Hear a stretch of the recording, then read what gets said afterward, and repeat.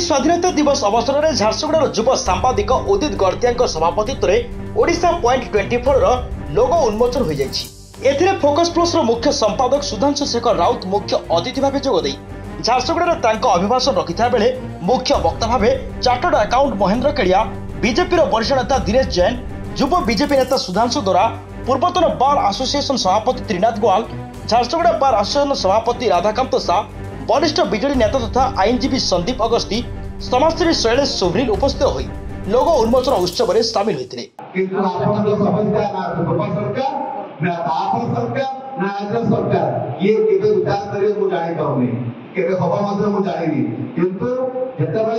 Web channel के सब खबर को देखौछि ताकू मध्य बड़ बड़ गणमाध्यम चैनल माने छोट करिकी हीन करिकी अति बदल व्यवहार करिकी ता भोग मध्य बंद करछथि जोथि माई को मध्य दुई दुथुर देल जाइछि।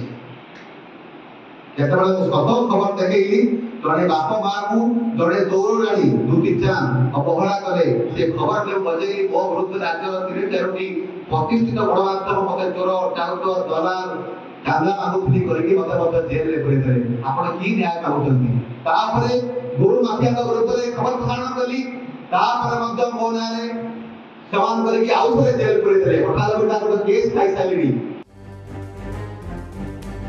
अन्यमानक मध्य झारसुगुड़ार अनेक वरिष्ठ सांबादिकों समेत बुद्धिजीवी जोग देते। झारसुगुड़ार रवींद्र पटेल को रिपोर्ट, फोकस प्लस।